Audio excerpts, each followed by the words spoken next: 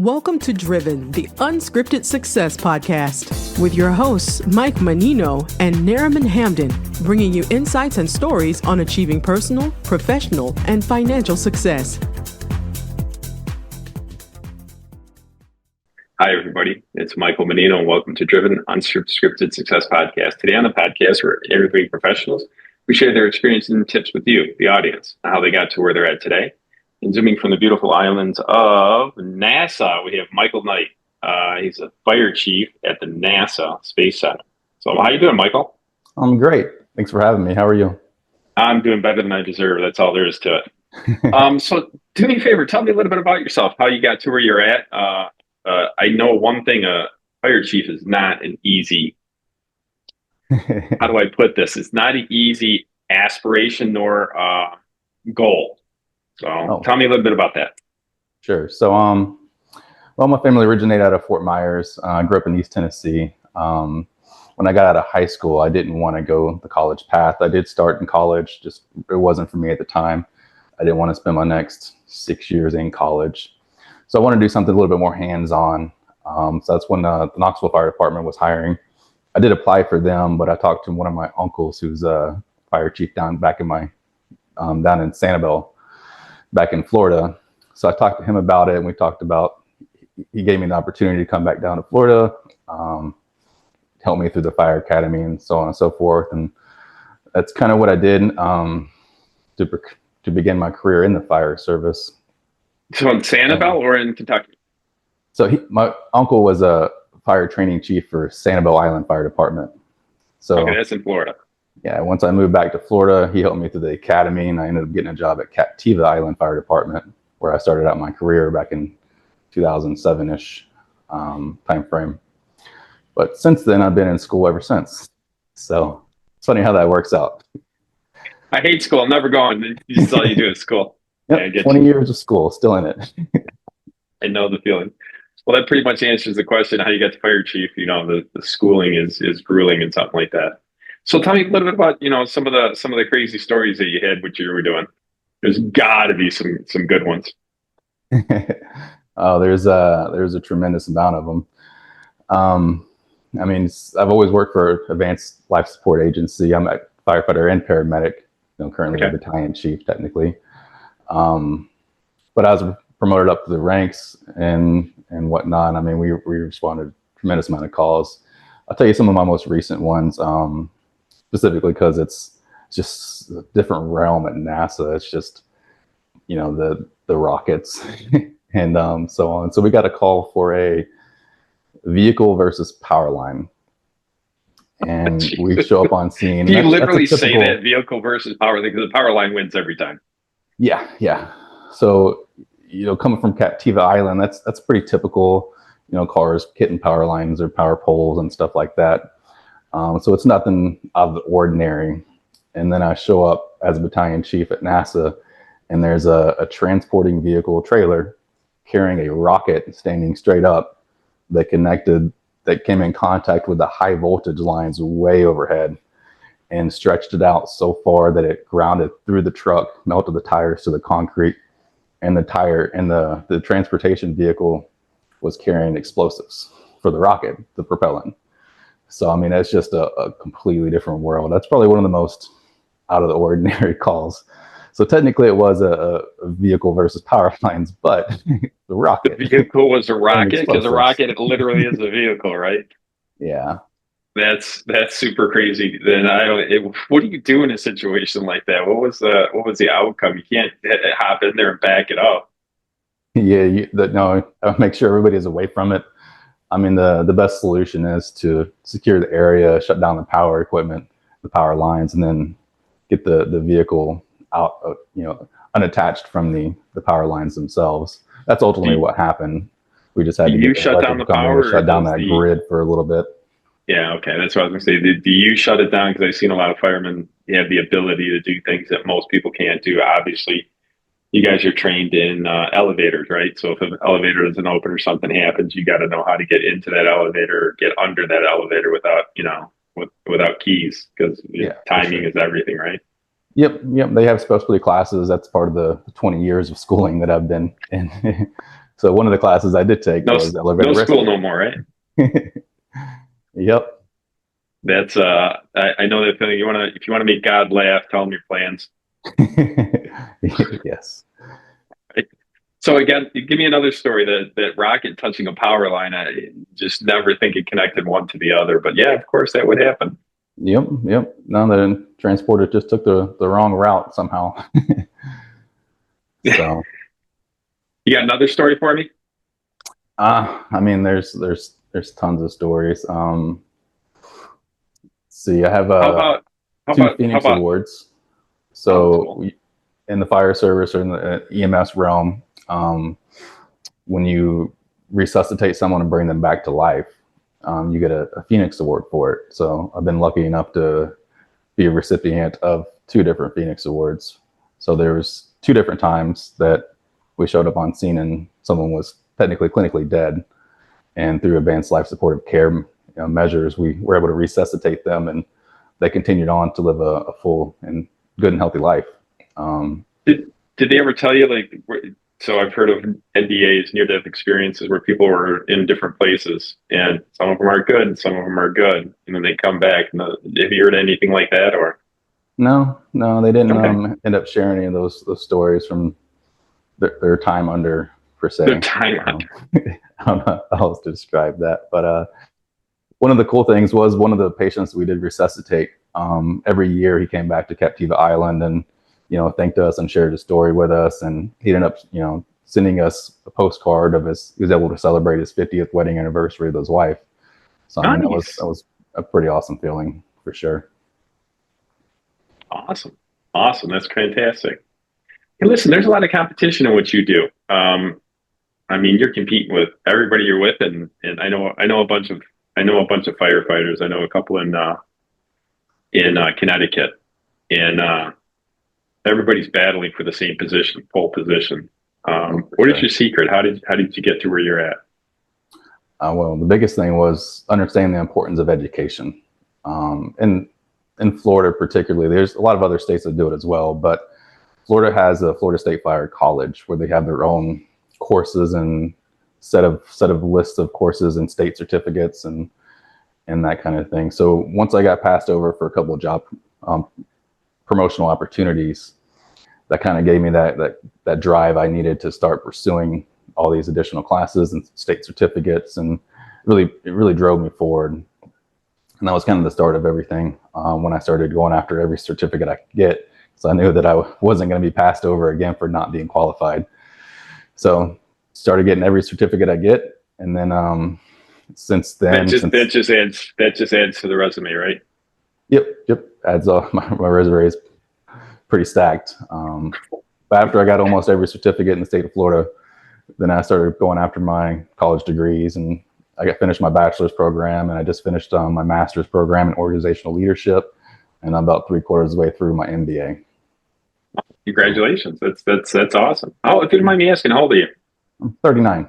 Appreciate it. 39? You got all that in 39. Wow. Yeah. You're a battalion chief at 39. That's correct. I have a cousin that's not a battalion chief, and he's way older than 39. Yep. What is one of the biggest challenges you had to overcome in your career? Biggest challenges I've ever overcome? Mm-hmm. I'd say it's kind of one of those aspects that driven me to start my the company through with a couple other first responders. So that's overcoming mental health aspects. So there was a short stint where, I felt like a zombie just kind of walking and wandering through life, just because of all the traumatic incidences that I've seen in my career. The PTSD was chronic PTSD, essentially. So I did fall down a mental health realm, and overcoming that just gave me that sense of drive and a renewed purpose, both in the fire service, but also in life.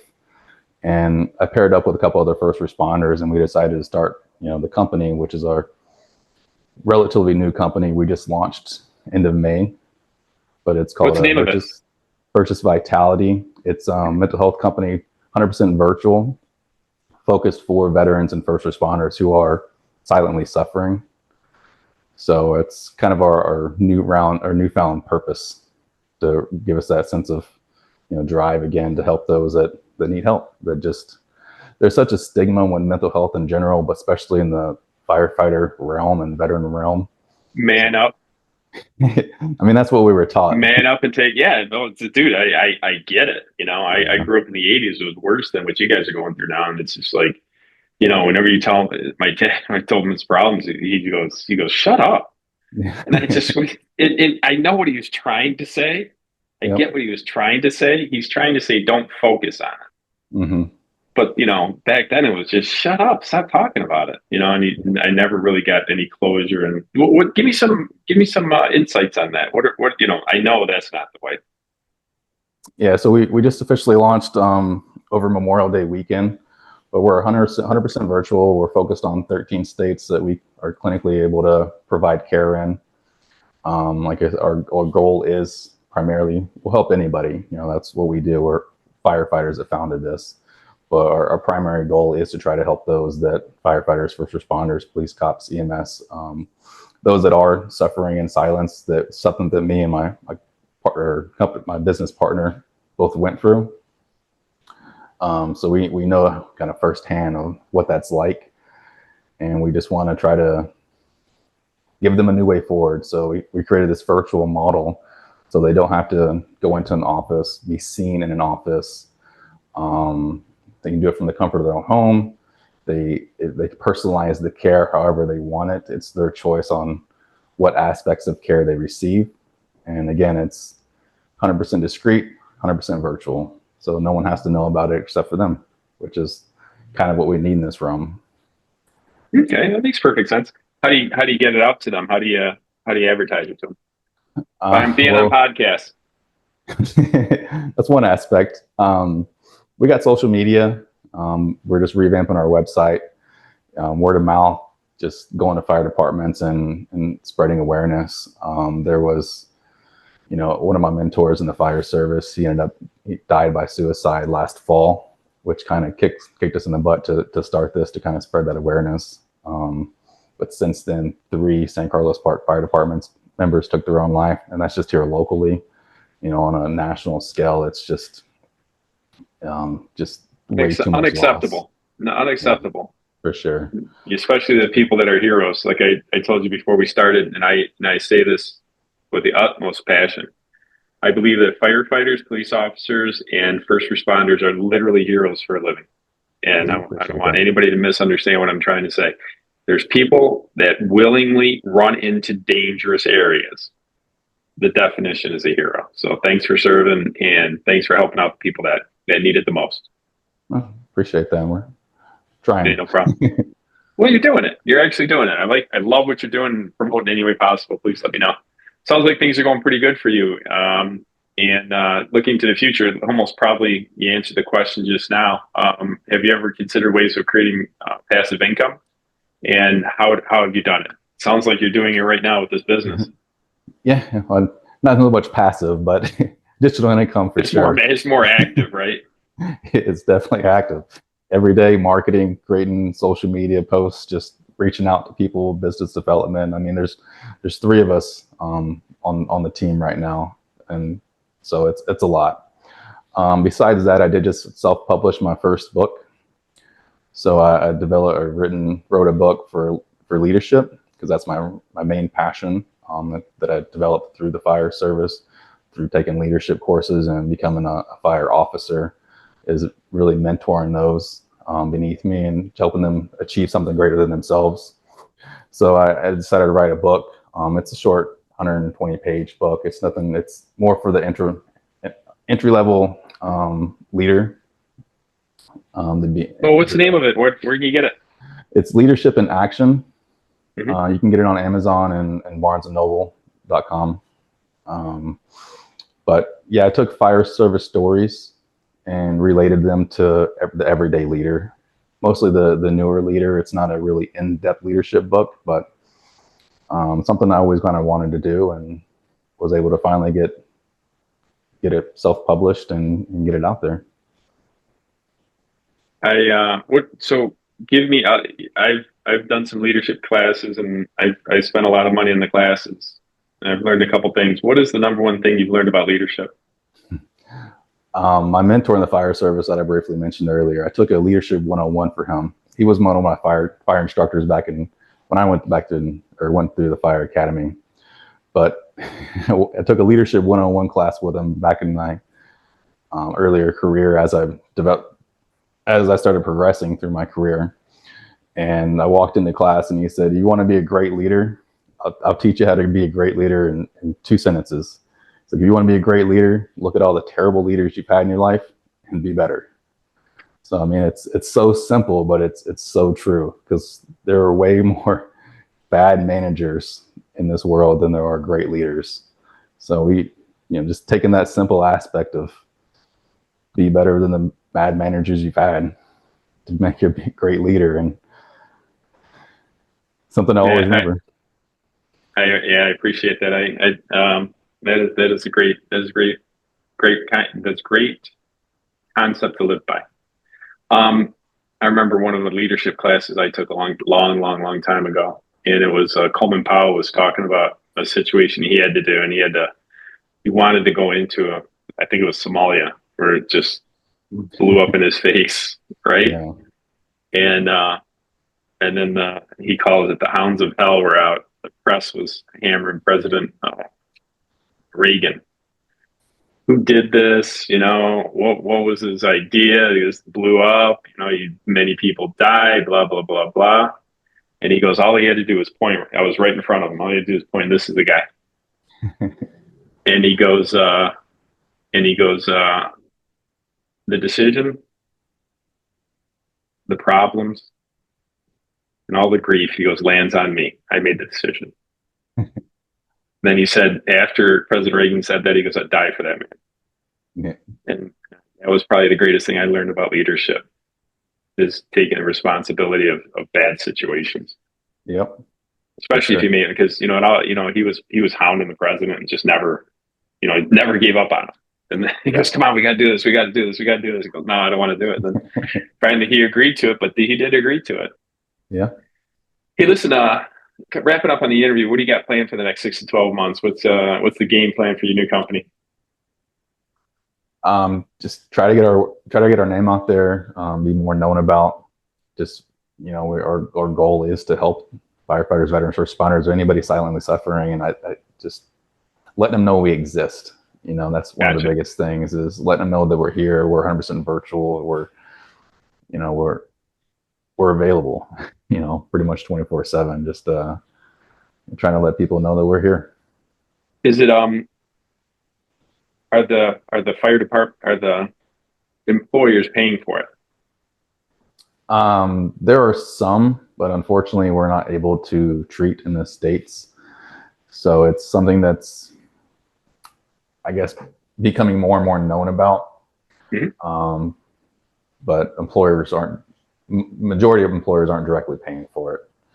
You should try and get that changed. If you get that changed, it'll change your business. It won't be easy, but if you somehow get, I can't imagine any fire department, police department not wanting to take care of their guys.